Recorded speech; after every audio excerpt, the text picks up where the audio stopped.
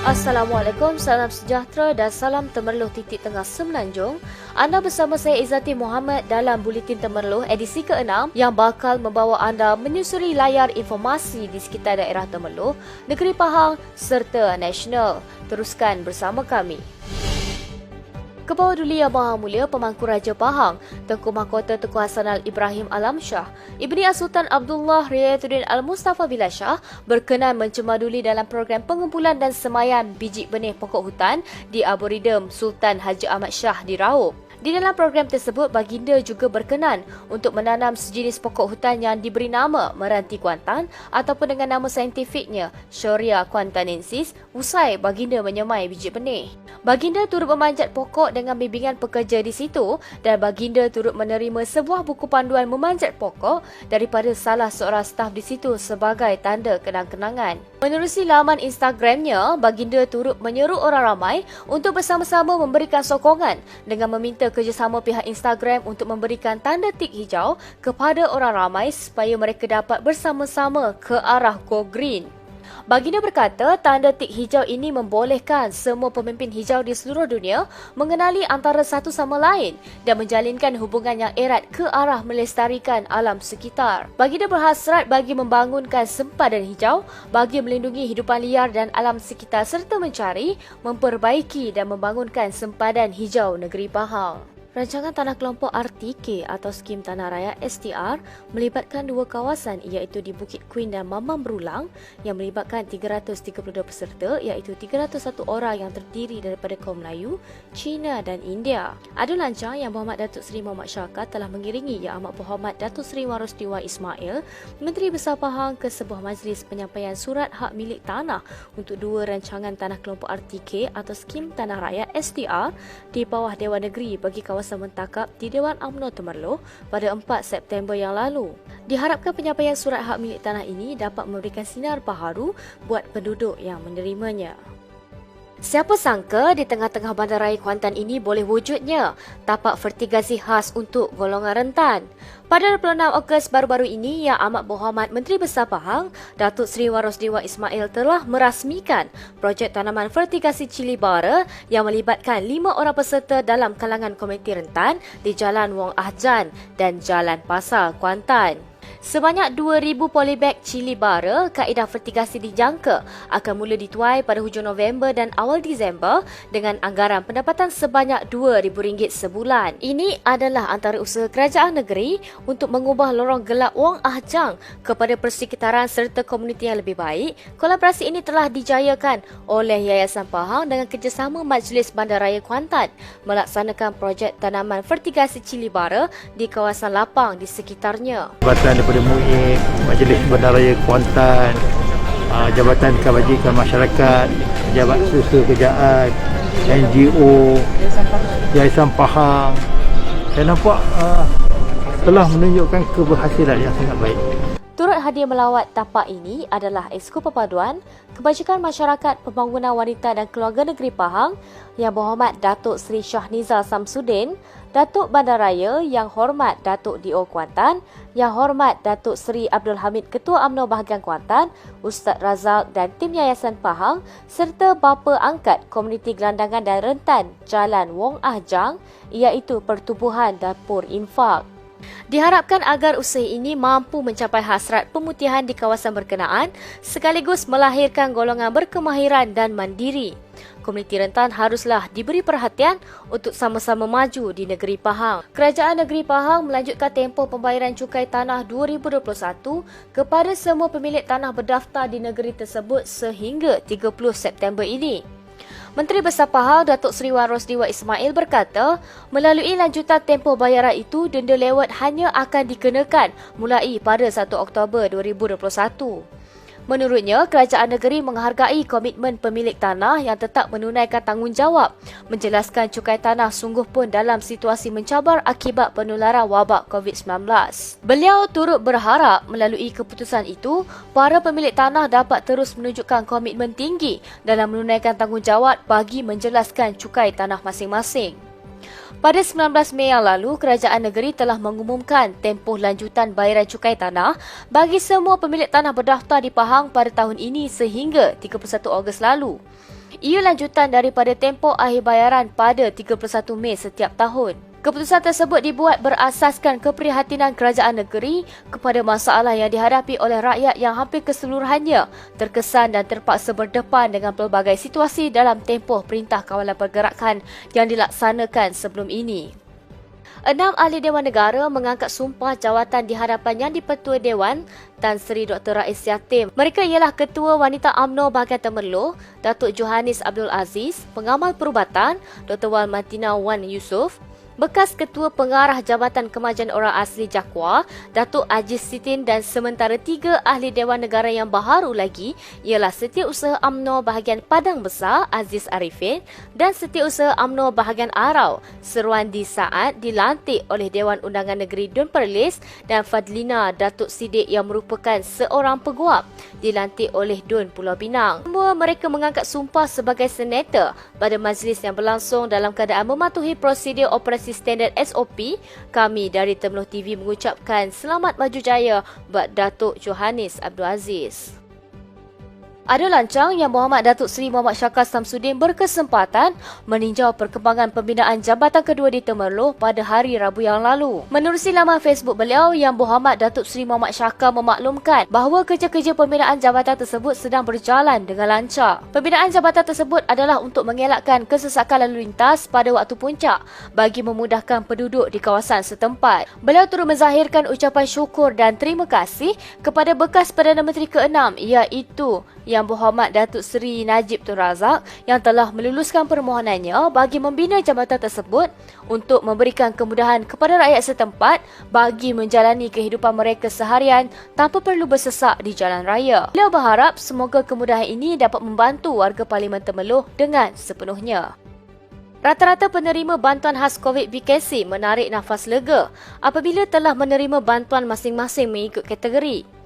Tinjauan wartawan Temerloh TV menemu bual beberapa warga Temerloh di kawasan sekitar Temerloh melafazkan rasa syukur dan terima kasih di atas bantuan BKC yang diterima dan sedikit sebanyak dapat meringankan beban akibat pandemik COVID-19. Saya penerima BKC untuk tahun ini dan saya nak mengucapkan terima kasih untuk bantuan ini. Bantuan ini sekurangnya dapatlah saya meringankan beban saya untuk bulan ini dan dapatlah beli barang dapur lebih sikit.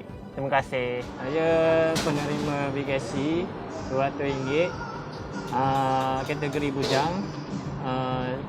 Duit ni saya rasa saya simpan je. Boleh guna untuk hari kemudian.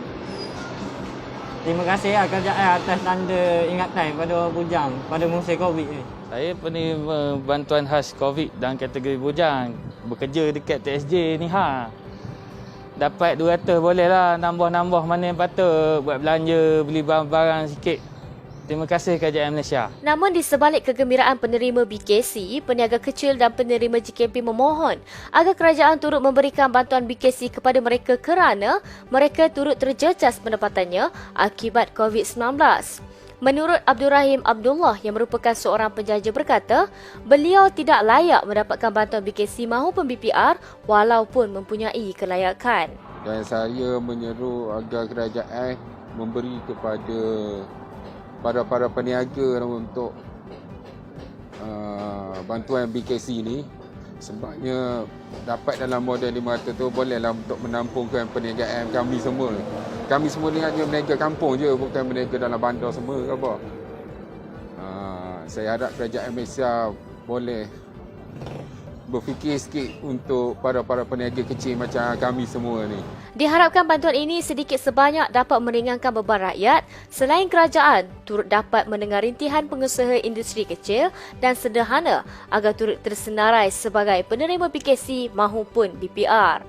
Seramai 40 orang pelajar daripada 2 buah sekolah yang mendapat keputusan 1A sehingga 5A dalam peperiksaan sijil pelajaran Malaysia SPM pada tahun lalu menerima sumbangan daripada Kerajaan Pahang.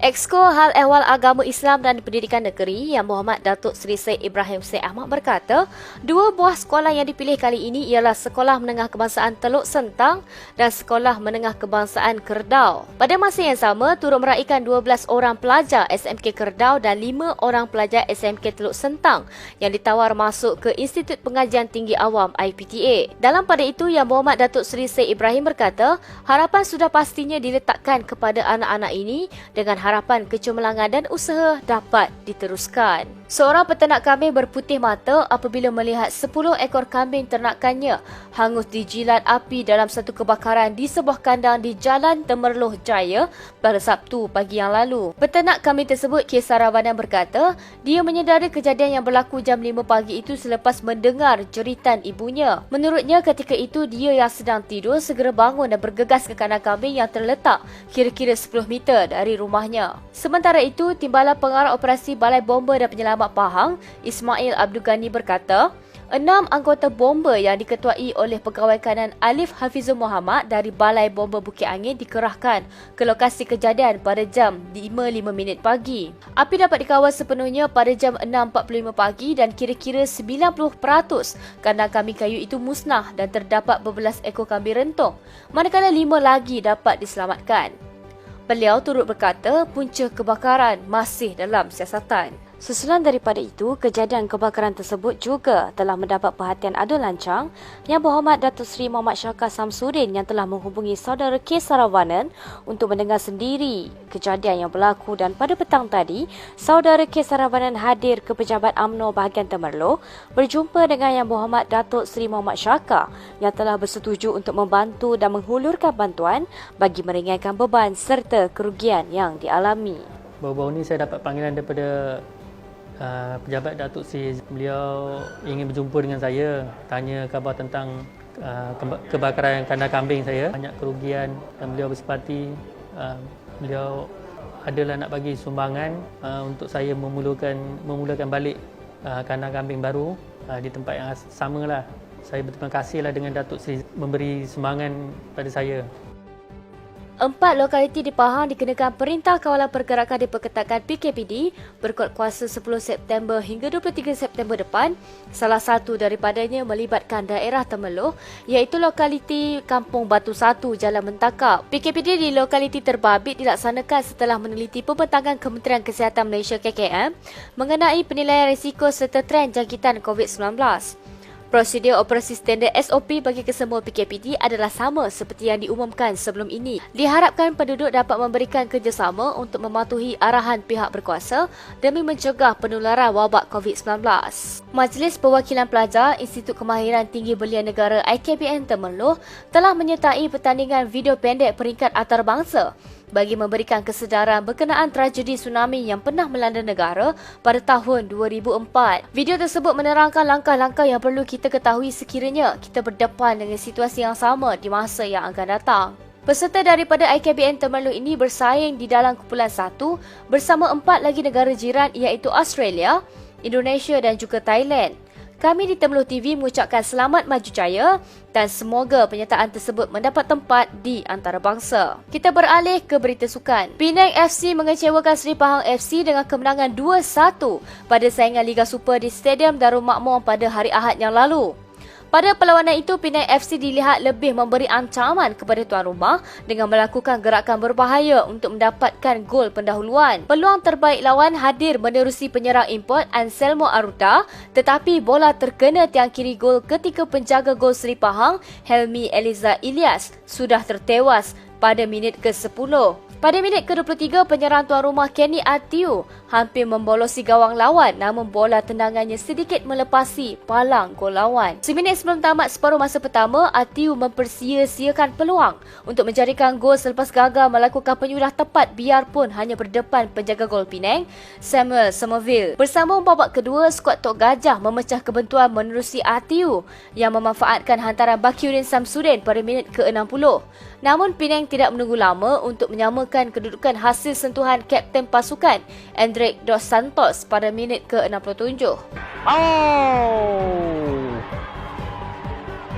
Dia baru saja dimasukkan pemain berjersey nombor 16, Muhammad Daniel Ashraf Abdullah.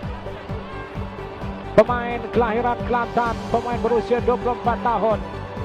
Jadi keputusan pertama di Stadium Darul Makmur, Kuantan, Pahang dalam saingan Liga Super ke-21. Pasukan Sri Pahang tewas 1-2 di tangan pasukan Penang FC. Sekian daripada saya Izzati Muhammad. Jangan lupa untuk saksikan Buletin Temerloh di Facebook Temerloh TV pada setiap hari Jumaat jam 8.45 malam secara eksklusif di Temerloh TV. Siaran titik tengah Semenanjung.